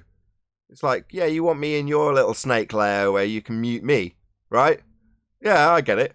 Yeah, he's the kind of guy that had a show running when I was out and about on the debating circuit, getting turned down and muted when I had an argument to make, and being fundy muted by 10 people at the same time. Well, Red Rhetoric, he's got his nice little pad laid out, and he doesn't want to come to me. Do I want to go to him? No, not in the slightest. But because I remember that time you made mistake about something you didn't know what to say, how many meters and kilometers or whatever, doesn't matter. And I thought, oh my God, that means this Nathan, it's bullshit. He didn't know, okay? And now this can change my idea that Earth is flat because of this shit. Some ad hom. Yeah, right. This person Yeah, doesn't know what they're I talking know. about. Oh, But right. many people are coming here to say, "Oh, Nathan, I debunked you." Okay, and then Earth is now globe because you debunked Nathan. Oh my God! You have other people around him. Ask them what they are thinking, not Nathan. It's not Nathan our leader. My God. Yeah, exactly. I get it in the comments all the time. Someone will poke fun at something I've got wrong, or something along those lines, or something I haven't got wrong, like diffraction. And they'll say, "What's diffraction?" And you're like, "Well, it's the turn of the Earth at 15 degrees an hour as a second reference frame." Or, meanwhile, the Earth isn't turning underneath as a 15 degrees an hour second reference frame. In other words, why attack me? That's not going to get you a globe win. I know why. They've got nothing else to attack. I was going to And say, I'm there's nothing listening, else to and do. I'm really honest. I'm really honest about this. I want to say, okay, if I want to say, okay, Rumpus, yeah, it's real. Yeah, Nathan is doing that. No, it's not doing that. You're obfuscating the argument all the time. Because of that, he's doing that all fucking time. Do you not see that? And because of that, you start to swear, and I like on the end, because why not? You're a fucking idiot. You're stupid saying shit, you know. That's good. Just to round out the bit with Red Rhetoric, he disappeared off the scene when Mick West admitted that the heliocentric model was an assumption and based on R. Now, at that point, everything Red Rhetoric had and in his arsenal died that day. Everything Red Rhetoric does is based on the assumption of R with the mathematics. He's got plenty of videos that detail it. So, he died when R died. Now, the fact that they at trench level were more than happy to continue begging the question and saying, yeah, it's an assumption. They were more than happy to just declare it. It's like, well, that is the only bit of Red Rhetoric's argument that gives him any validity, because he's basing all of his arguments in the maths. Math is reality. Well, no, once you've got begging the question R value in your maths, every argument he's got dies. So he's got nothing, and hasn't had anything from that moment to this. The baller is, I'm being told at the moment within the past 24 hours on comment sections on YouTube, these ballers are trying to tell me that Aristophanes is responsible for it. I mean, that's where they're at, these newer ballers, they're going back to Aristophanes. You know, they don't even know anything about where the math came from, where it originated, anything. And I'm telling them, no, that's wrong. And they're telling me, they say to me then, well, Mr. Smarty Pants, why don't you tell us what it is? I said, I'm not telling you anything. It's your religion. You're supposed to know this. You know? It's like, I'm supposed to... Why don't you tell us where our radios came from? Yeah. Yeah. A flat earther is... Exactly, Chocolate. A flat earther is supposed to educate ballers who are supposed to be debating against that person in where their radius value, which is the whole backbone and spine of our whole model, came from. You know. Yeah, but hey, Brian, whether it came from the source we quote or the source they say, has it changed? Is it the same radius? Yeah, same assumption. Okay. I'm still waiting for a model. No one can provide me with a model.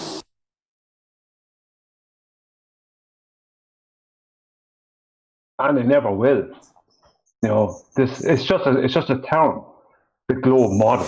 They never. What are they going to show you? What could they possibly show you? Well, now the new rhetoric. Now the new rhetoric in Discord, the math is the model. So if they can show you a mathematical equation that represents it, that is the model. Yeah, this So, is perfect. Perfect. But Paul, Go on. I had an equation for unicorns that are invisible. My equation proves unicorns are invisible. Does that make unicorns real? Exactly. Paul's point, though, is exactly Red Rhetoric's argument in its entirety. That's why we don't hear anything from him. That's why he's not reacting to anything we do. He's got nothing and had nothing the moment R was destroyed. So, the math is the reality? No, it isn't. It's abstract. That's it. That's the end of Red Rhetoric and everything he's got. Wow, that was a long time ago. That was episode like 260 something, 267, I think. Yeah, if I remember correctly. Have we brought up? Does Red Rhetoric ever get brought up other than him being flashed. He gets flashed up on every show. Not him. It's actually Tim Osman in a red rhetoric jumper. But you know what I mean. Or him with a crocodile and him as a stork. You know, after that little bit that I did about me being the crocodile, him being the stork, mouthing off on the side of the pond. Yeah. After that was the R value death. After that, nothing. It's not even worthy of discussion anymore. What Paul was told is true. The math is the model because it is a mathematical model. It's a mathematical reference model. The math is the model. So them saying that is actually them being honest. Whether they know it or not, whether they realise they're being honest with it, whether they're being honest with themselves or not, I don't know. But that is actually the truth. The math is the model. Yep. And math and math is not reality. Quote, red rhetoric. Math is reality. Wrong. It's not reality. So, you know, that's it. It's everything that they're utilising in that reification of an abstraction based on maths, claiming it's reality when it's not. Well, what else are you going to give us? Give us some more maths. We'll just say the same thing. That's why the biggest thing I hear all the time on Discord is, well, give us your calculations, or what would you expect to see? You know, that's what you hear a lot. Like when we say, well, you shouldn't be able to see that. Well, what do you expect to see? You have to do the calculations of the mathematics to verify it. That's what you hear all the time. Yeah, shut up and calculate. This isn't physics. It's not dealing with the physical. So when they're asking you to calculate things and saying, what would it be? They're hijacking science. They're utilising the aspect of predictability in a hypothesis. Because at the end, when you experiment, you'll have an empirical result. So they take that aspect of prediction and say, well, what do you predict it to be? Because I'm not going to use science, I'm going to use a model. I'm not going to tell you that. I'll probably call it science. You know, Mick West, back to Mick West as we do the harp music. You know, back to Mick West. It's just merely a mathematical model. We don't stand on a model. Where are you going to go from there, fundies? You've got nothing. Red Rhetoric's got nothing. He's being held up, and was in the first year of me coming to this subject, by Smokescreen Design for his use of R. You know, it's very interesting when they say like Paul just said there, what do you expect to see? It's like what they want you to do is formulate in your own imagination what you expect to see, and then they'll change the mathematics to suit that and say, see, proof. That's what they'll do. You know, if you expect to see X, Y, or Z, they'll change the maths to suit X, Y, or Z. Or wait for you to tell them what you would expect to see, hoping that you would get that wrong, so that they can try to debunk what you said. Meanwhile, their globe has a claim of what we expect to see. Right? Like, why would you ask us, why would we expect drift? Your globe has a claim of drift, so we should just see it. Why are you asking us, why would we expect to see it? That makes no sense. No, I don't think they can visualize for themselves, and they need someone to be a storyteller for them about their own story. You know, we know their religion better than they do. So absolutely. They have to go to someone. They've had a story that answers the question, so they're going to parrot off that story, and that's all they've got. The fact that we know all the stories, inside out, back to front, better than they do, just shocks them when they come across us, and they're like, well, no, but my part of my story says gravity's a force today. Well, no, it isn't. Well, just because you know the rhetoric better doesn't mean I can't utilise it as a force. Yeah, it does. That's exactly what it means. Like, if radius is not 3959, what radius it is? You know?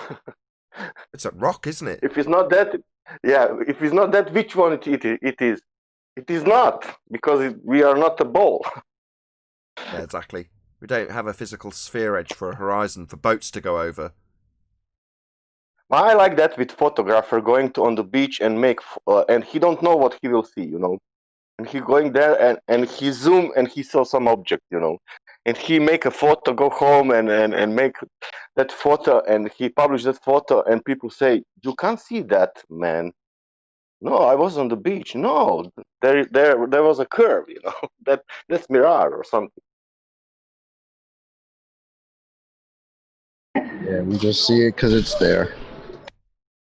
No, can you imagine one photographer who don't know what he will make, you know, and he goes somewhere and he are not flat earth or nothing, you know, and he made that picture, and on that picture is some object, but in real life we cannot have that object on the picture.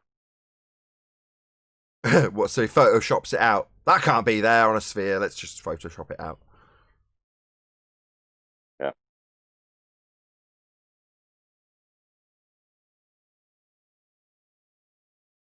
We have yet to hear how high you need to go to be able to see the geometric horizon. There was a lot of talk about that, but there was no actual confirmed figure given. Oh, I can answer that, as they've been flashing up on screen since we've had this conversation. We do not see the geometric horizon. So the geometry of their model, as per this picture on screen, has a straight line between target. Inside view, not that you ever get to see the side of your own head like this stickman, but that's how their maths works, to exclude perspective. Anyway, their geometry requires this straight line, because it's a tangent. But according to them, you can't see it. It's a bent line. They don't have a tangent. They can't do geometry anymore. And what does that leave you with? Not one horizon, because, as I say, we do not see the geometric horizon. They say we've got a second horizon. The apparent horizon.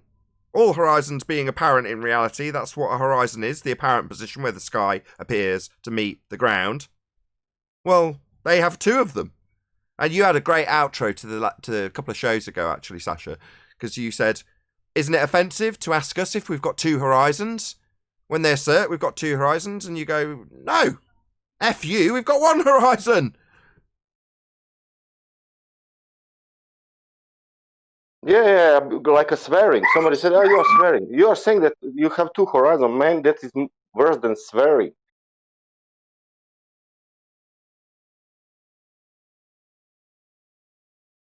Now, according to their math, you would expect to see the horizon in 1.2 miles. If it was physical, yeah. The end. That's the conclusion of the Black Swan argument right there, Paul.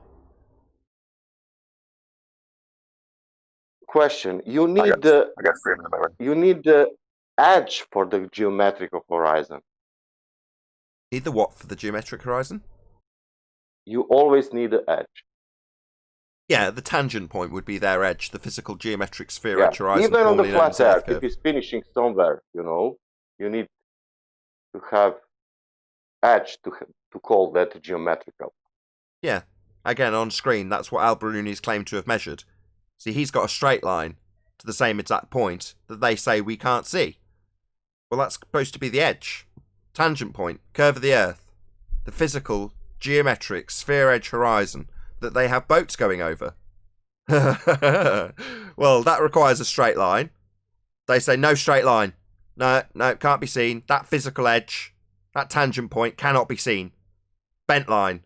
It's like, well, if you've got a bent line, you haven't got a tangent line. How are you going to do geometry?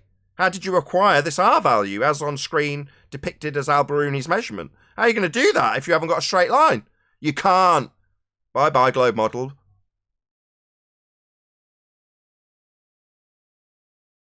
And that definition of horizon is so obvious that killing everything else. Appears that sky meets the ground, and that's it.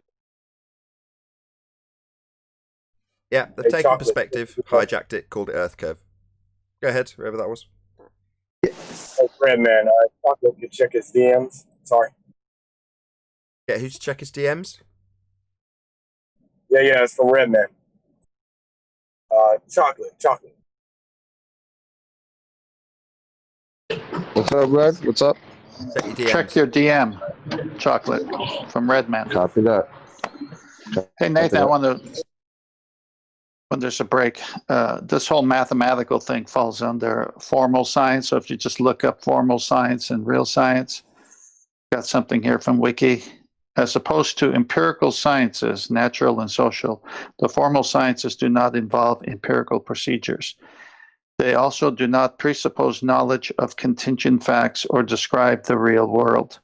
In this sense, formal sciences are both logically and methodologically methodologically a priori, for their content and validity are independent of any empirical procedures. And it goes on to describe that it's all abstract. It has nothing to do with the real world. So yeah, in their math, formal science world, they can make equations work, but it doesn't match reality. And what would be the empirical methods that they'd use if they were to have it validated in the real world? Well, it does go on and talk about Francis Bacon and the scientific method, obviously. So you would have to be there for it to be in the physical world, dealing with physics. They'd have to adhere to the scientific method to get that. Yeah, because a information priori means before experience. And the other way would be you're experiencing it through your senses empirically. You're testing it. You can't test the mathematics in the real world. Yeah, abstract only. And it gets me even more angry, because why were the scientists of the day allowing this to go on? Because they want to keep cross-referencing the maths. Just remember, they if you won't get paid, grants. Compare it. Yeah, that's it. That's what has it. They won't get paid. The grants, the offices, and titles in universities. If you don't toe the line, you're not going there. Power. And just think how much money you make out of it. Yeah, it's power.